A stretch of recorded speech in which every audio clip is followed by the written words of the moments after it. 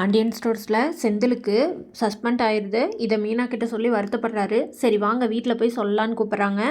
அதுக்கு செந்தில், இல்லை நான் வரமாட்டேன், எங்கள் அப்பாவை பற்றி உனக்கு தெரியும்ல, ஏன் மீனா நீயும் இப்படி பண்ணுற, இந்த நேரத்தில் தான் நீ எனக்கு சப்போர்ட்டிவாக இருக்கணும் அப்படின்னு சொல்கிறாரு.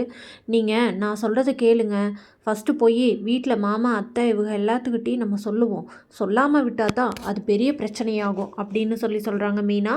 இதை கேட்ட செந்தில் வீட்டுக்கு வராரு. வீட்டுக்கு வந்து பாண்டியன் கிட்ட இப்படி வேலை சஸ்பெண்ட் ஆயிடுச்சு அப்படின்னு சொல்கிறதுக்கு முன்னாடியே யூடியூப்பில் செய்தியில் எல்லாத்துலேயும் அவங்க பார்த்துட்றாங்க.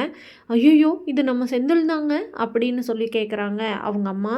செந்தில் லஞ்சம் வாங்கி சஸ்பெண்ட் ஆயிருக்கான் அப்படின்னு நியூஸில் எல்லாம் தெரிஞ்சிருச்சு அப்படின்னு தெரிஞ்சுக்கிட்ட பாண்டியன் ரொம்ப கோவப்படுறாரு. இனிமேல் உனக்கு இந்த வீட்டில் இடம் இல்லைடா அப்படின்னு சொல்கிறாரு. இதை கேட்ட செந்திலோட ஒய்ஃபு மீனா ரொம்ப அப்செட் ஆயிடுறாங்க. மாமா எனக்காக விட்டுருங்க அப்படின்னு சொல்கிறாங்க. அவர் செஞ்ச தப்ப உணர்ந்துட்டாரல்ல மாமா அப்படின்னு சொல்கிறாங்க. இதை கேட்ட பாண்டியன், உனக்காகத்தாம்மா விடுறேன் அப்படின்னு சொல்லிட்டு அங்கேருந்து எல்லோரும் கிளம்பி போயிடுறாங்க. ஆனால் செந்தில் பாண்டியன் கிட்ட, உங்களுக்கு புள்ள மேலே கொஞ்சமாவது அக்கறை இருக்கா, என்னைக்காவது பிள்ளைன்னு சொல்லிட்டு எனக்கு நீங்கள் சப்போர்ட் பண்ணியிருப்பீங்களா அப்படின்னு எதிர்த்து பேசுகிறாரு.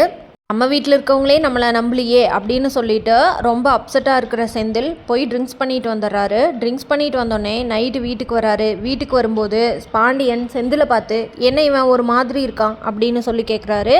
இதுக்கு கதிரும் பழனிவேலும் என்ன சொல்கிறாங்கன்னா, இல்லையே அவன் நல்லா தான் இருக்கான், காலில் அடிபட்டுருச்சு அப்படின்னு சொல்கிறாங்க. என்னடா எல்லாரும் சேர்ந்து பொய் சொல்கிறீங்களா அப்படின்னு சொல்கிறாங்க. ஏமா மீனா நீயும் இதில் சேர்ந்துக்கிட்டியா அப்படின்னு கேட்குறாரு பாண்டியன். குடிக்கிறவனுக்கெல்லாம் இந்த வீட்டில் இடம் இல்லை, வெளியே போடா ஃபஸ்ட்டு அப்படின்னு சொல்கிறாரு.